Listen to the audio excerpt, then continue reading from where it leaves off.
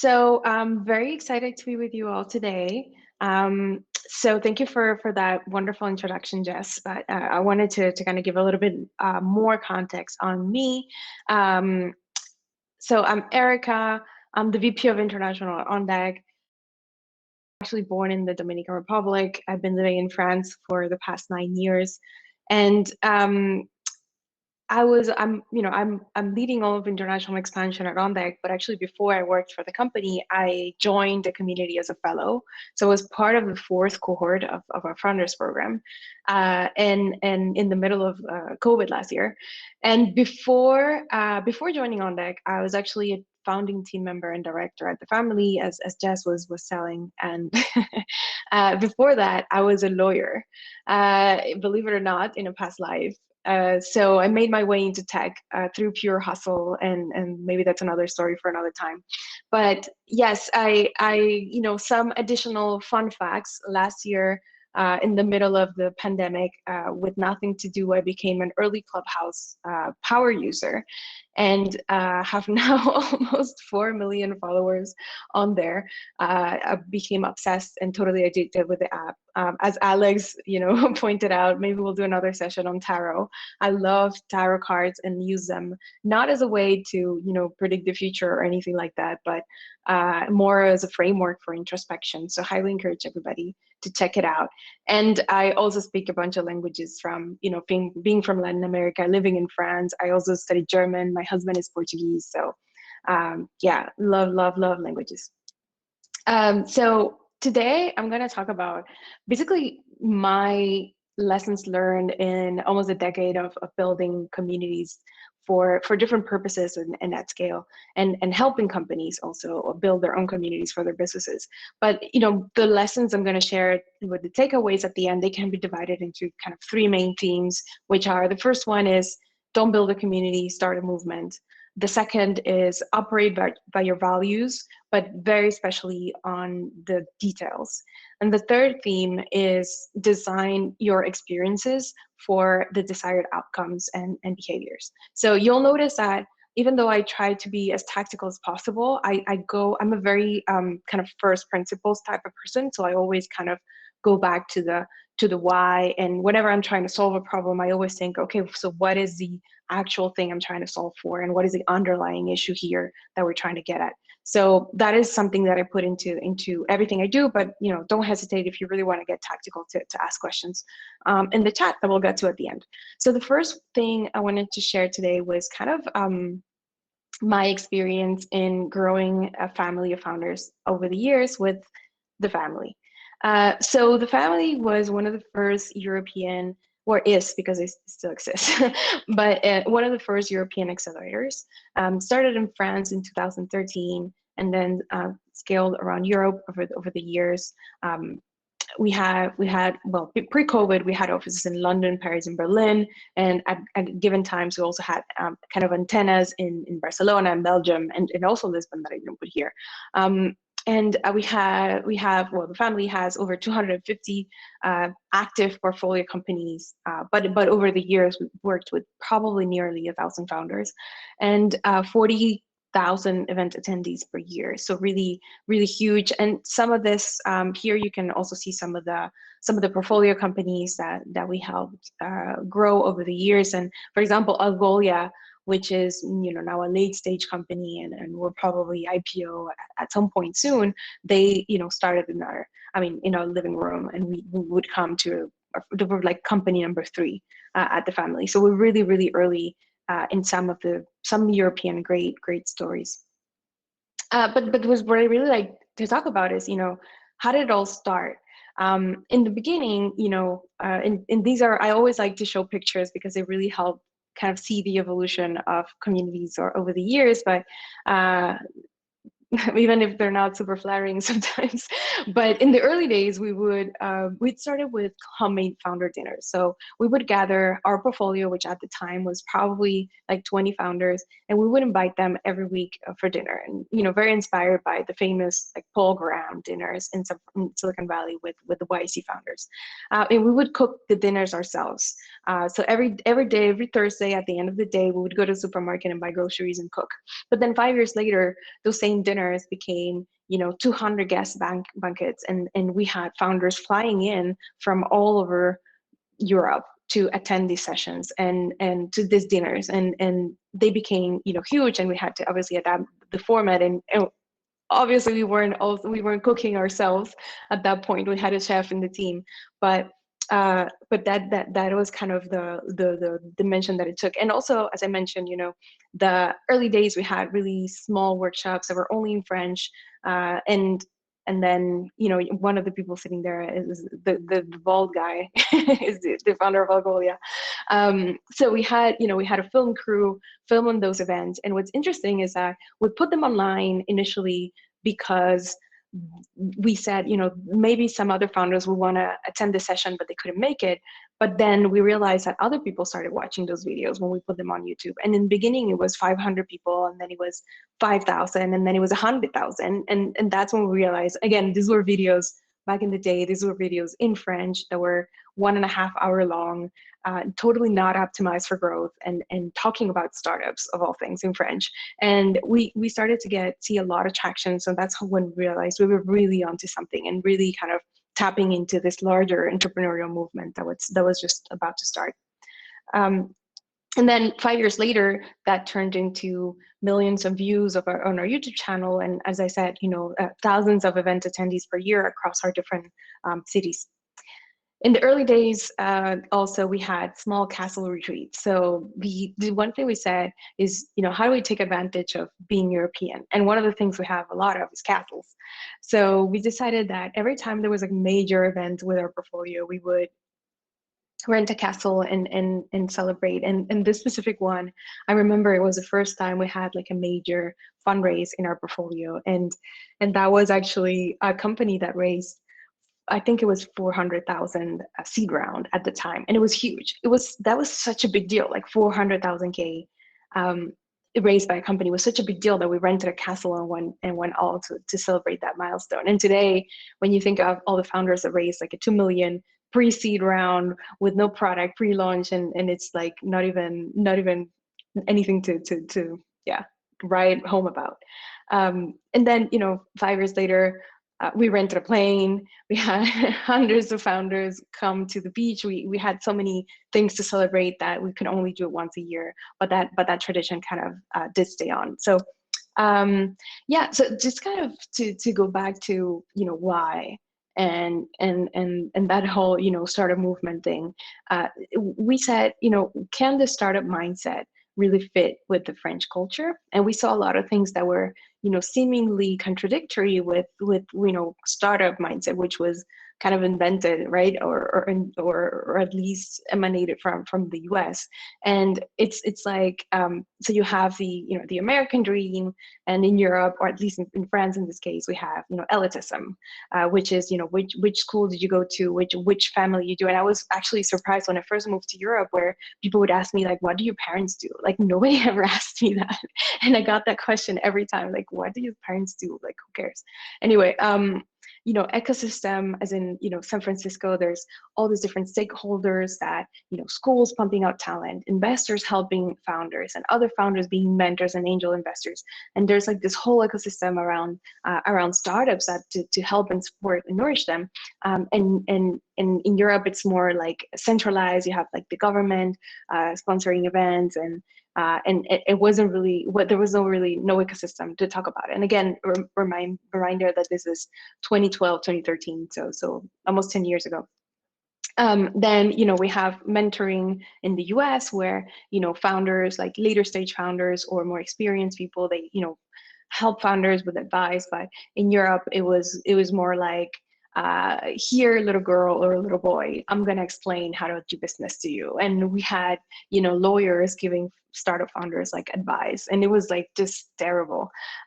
We had in the US, you have this kind of very transactional way of doing things, and in Europe, doing business takes time. You need to build relationships, you need to build trust.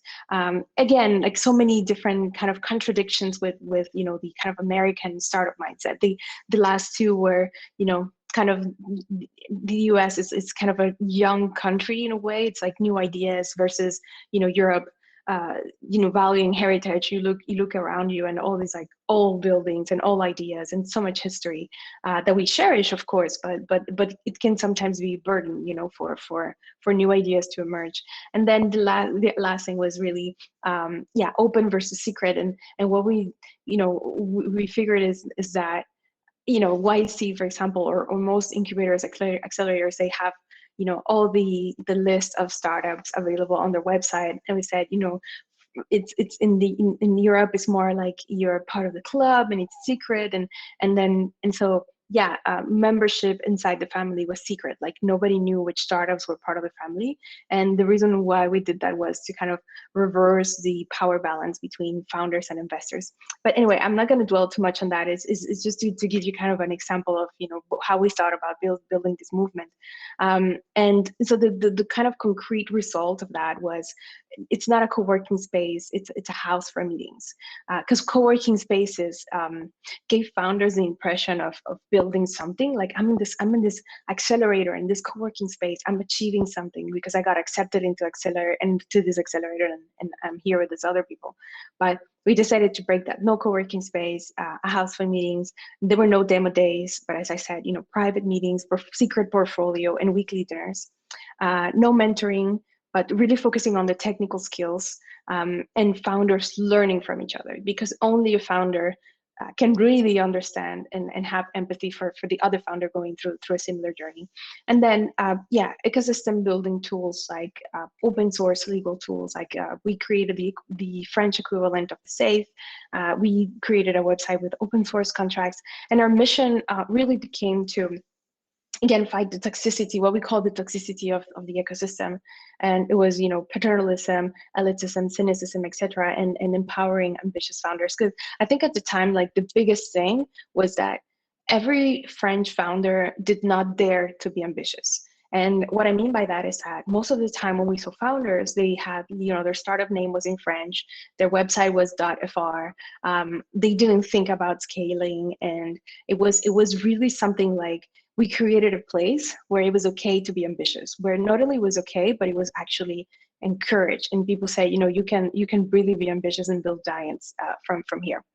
And again, because I talk a lot about this in the future slides, but how to turn your values as a community into kind of concrete, actionable things is, we had the pay it forward mindset, we had radical kindness, which is another way of saying just tough love, and that is a practical way of explaining that value is, if you're if you have bad breath, I'm gonna say, if I'm just gonna be nice to you, I'm not gonna say anything, right? And like let you live your life. But if I love you and I care about you, I'm gonna say, hey, you need to fix this, because it's not great to walk around with bad breath. And that is kind of the kind of radical kindness, like say the things that are not necessarily nice to hear, but that the other person needs to hear. And that was a huge value at the family. Dare, care, share, and partying is a serious matter. And how we turn those into kind of concrete things was, with the pay it forward mindset, it became, we had a 1-year cliff in our equity deal. So for example, any founder who joined the family would give us, 5% equity, or at a time we started with 1 and then went to 3 and then 5. But anyway, let's say it was a 5% equity, and then we would work together, and the founder had, up until a year to take that equity back, like if they decided that we didn't add enough value to them. So that was a way of paying it forward, in the sense that, well, if it doesn't work out for either of us, it's better to part ways, and we'll be generous. Then the radical kindness it was openly criticizing the French government. Like, we want things to be better, but in order to be better, we're not going to go to these government events and shake hands and say, yeah, this is a great initiative, when actually all those government grants and tax breaks and all these things make founders waste huge amounts of time filling out paperwork and doing all these things for nothing. So this is the type of thing, and dare, care, share, it was really building personal friendships and close relationships with founders. And then the last one, partying is a serious matter. So what's funny about this one is that most people, when they saw that partying is a serious matter, what they would retain is the word partying, but actually for us it was more about the serious word. And it's that you are more likely to, to go to somebody for help, or to do business together, or to, help out another founder if you had a dinner together, or if you went to a retreat together. And for us, we just kind of, we know that founders don't have a social life generally outside of their company. So we kind of engineer those moments where they could really connect on a personal level and a deeper level, and learn how to trust and support each other. And then I'm going to kind of shift gears here a little bit and talk about my experience growing On Deck in Europe. Now I'm in charge of all of international, but I actually joined On Deck in September last year as an individual contributor to lead our European launch, which was our first market outside of the US, where we had kind of launched a dedicated presence. So for the first 3 months, I said, okay, so I'm going to launch this kind of, and just to give you context, like On Deck, we build online programs. I mean, it's most of the experience is online, and these are programs for either founders who want to launch their companies, or people who are in a certain career and want to connect with other professionals in that career. But basically, is the idea is that we gather a cohort of, say, 100 people who are all amazing and have something in common, so that they can progress in their careers, up level their skills, or start new ideas. And so I brought that concept to Europe, starting with the founders program, and results where we went from 30 to 250 European fellows, which is great. I moderated weekly European socials and talks with fellows, hosted also a weekly Q&A for anybody who wanted to learn more about On Deck in Europe and our global community, and spoke to hundreds of founders and investors. Really, at that point, when I launched On Deck in Europe, I would speak to anybody, anybody who wanted to talk to me, or who would be willing to hop on a call with me. I did it. It was really the point of spreading the word, creating early ambassadors, and having people feel like they had a part to play in helping me build this community. And so behind the scenes, became close friends with many of the European fellows. And again, this is not something like I strategize. Like, you don't strategize to become friends with people. It's something that really happens naturally when you truly enjoy connecting with people. Invested in 2 ODF companies, and I had regular check-ins with members of the community who really helped. I would not have had the success that we had, or we have had in Europe so far, without the community, because they've really been incredibly helpful for everything that we do. And yeah, the point of talking about this stuff is, when you think about launching something new, you often see the strategy and hear about the story, or like the glorified version of the story once something becomes successful, but you don't often hear about what actually happens behind the scenes. So this is the part where I start kind of sharing some of the lessons learned over the years, and some of the themes I mentioned earlier. So the lesson number 1, right, was don't build a community, start a movement. If I can break that down into a couple of lessons, is the first one I would say is define your enemy. So at the family, as I said, it was to fight the toxicity of the ecosystem.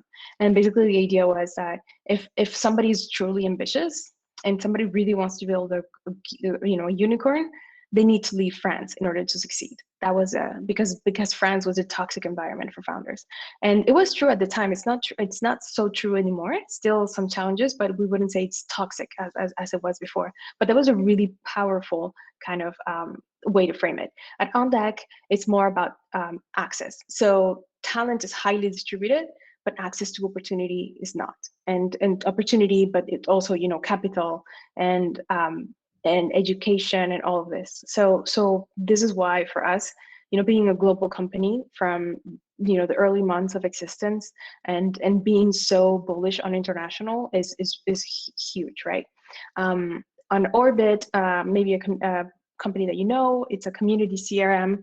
For them is build relationship, not spreadsheets, because most of the time people who do community, they think of in terms of you're a line in my CRM.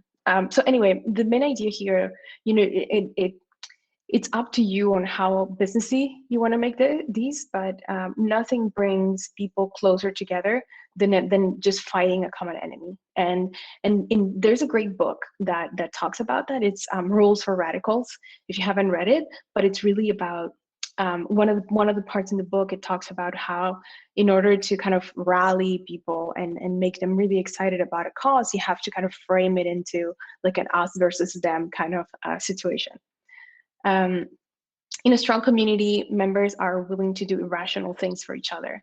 And that's kind of what I was getting at with, the family and the partying is a serious matter.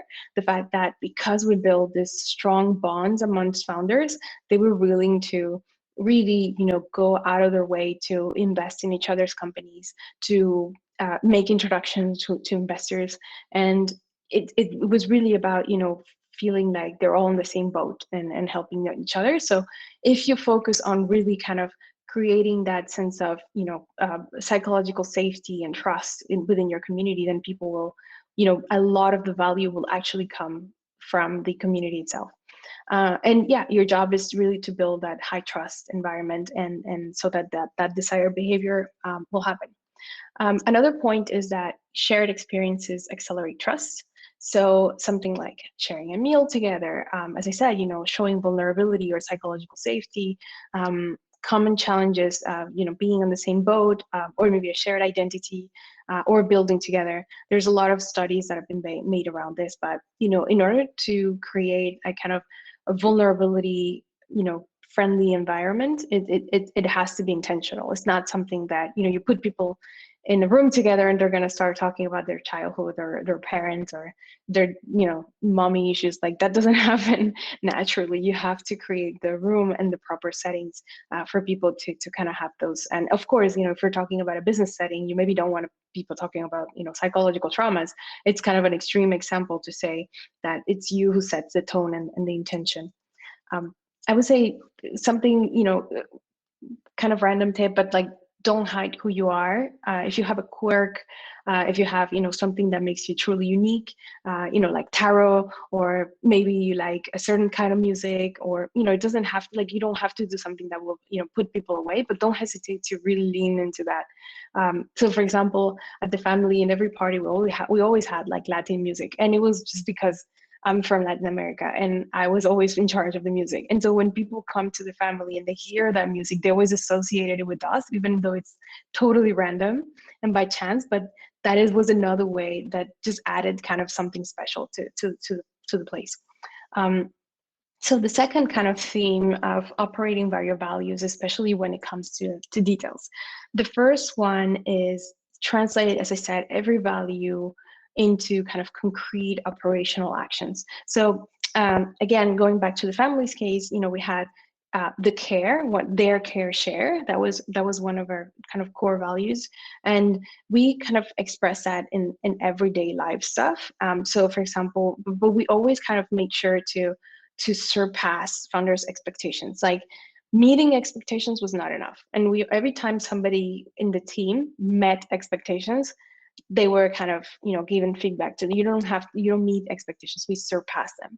And so for example, like one time a CEO in one of our portfolio companies, he was in San Francisco, he was about to close his seed round, but he ran out of money, he didn't have enough money to stay another week in San Francisco, so somebody from the team just wired them like $1,000 so they could stay for another week and close the round, and they did, and that was something that they valued obviously for many months and many years.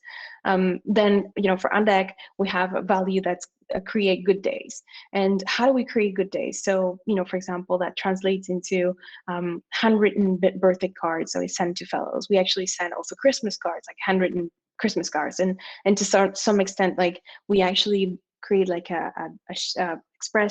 we create a spreadsheet where team members have relationships with those fellows can actually type things, and then the cards are like handwritten and sent out. We start every meeting with a game that we call Good News, which is as stupid as it sounds, which is everybody shares good news and then popcorns it to somebody else. But it's just kind of a way that we live that value of creating good days. always lead by example. So your community culture is should be something that is already happening, and you're kind of turning that into words.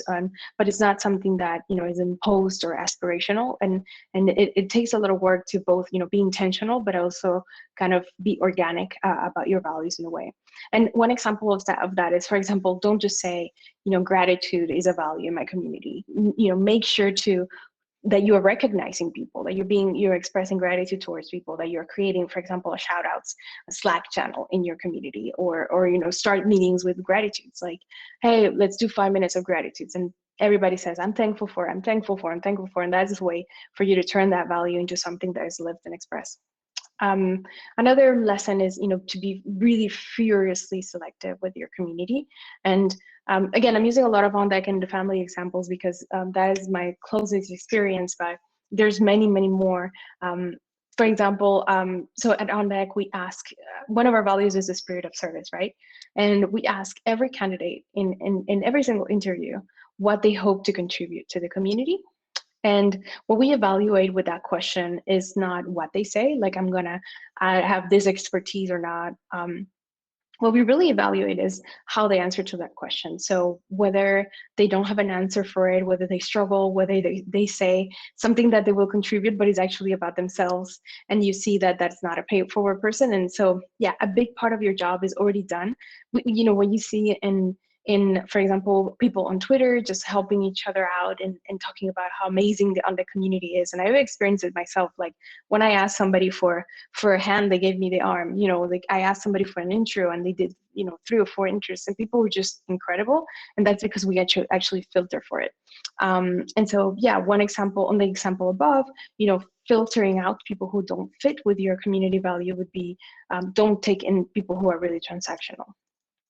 As your community scales, your values will dilute. So that is super important. It's why it's super important to make sure that those values are clear, that you build them into your design. As I said, make them concrete, make them actionable, and that early members can really embody them so that they live on beyond you. And as your community grows, you have to be really more and more explicit about the desired kind of outcomes and behaviors that you want people to have. And that kind of leads me to the last theme, which is really designing your community for the desired outcomes and behaviors. And I would say that people talk a lot about like what always start with a why, and when it comes to like startup building and starting a company. But I think that it's important also when thinking of experiences. You have no idea. Sounds like so basic and so like we heard it 10 years ago. But the point I'm trying to make here is that you would be surprised at how many times I hear from somebody who says, I'm going to host an event with my community, and they don't even think about why. It's not just about putting people together in a room. Like, why are you bringing them together?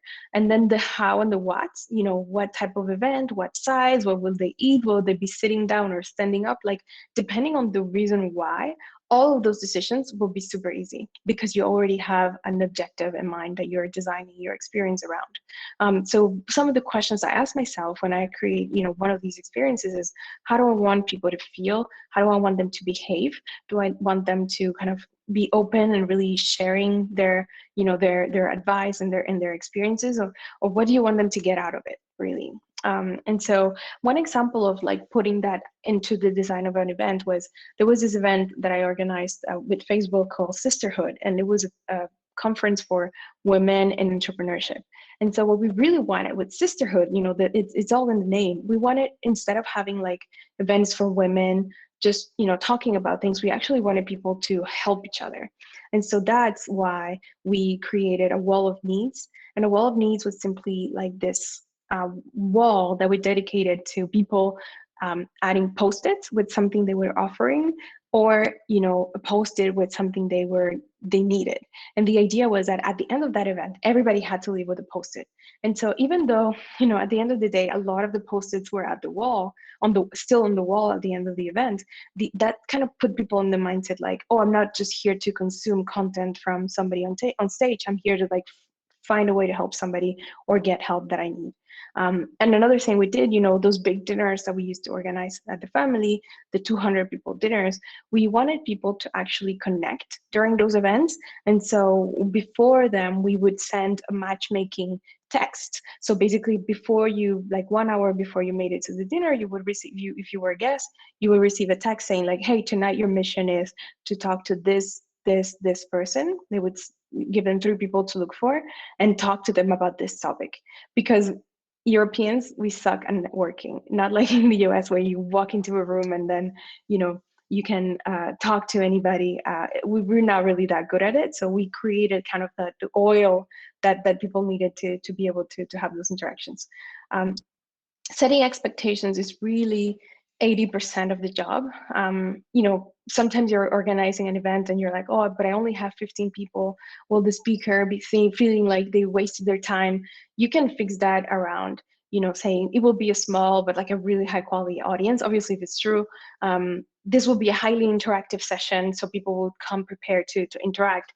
For example, at On Deck, because our community is international and it's global, we set a lot of expectations for the non-US fellows, saying, okay, so usually our events take place in the morning specific time, which is early European time, because if you don't set those expectations, when they receive the first calendar invitations and they're all in the evening, people are like, wait a minute, you didn't tell me that this was the case. So again, this is kind of obvious, but really making sure that people know what to expect out of each experience is super important.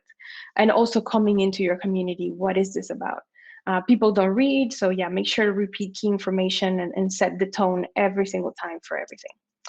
And there's a lot of invisible work that goes into building a community. So for example, with On Deck, it's a buffet kind of experience. So there's a lot going on, and people need to curate their own experience around their needs and their objectives. So, but we have a team actually dedicated, sort of behind the scenes, to making sure each person joining the fellowship knows how to curate that experience for themselves and how to navigate the buffet. And it's really a lot of people think that when you're building community, a lot of the work is really like being the face of it and like talking and doing, but a lot of it is really the behind the scenes invisible work.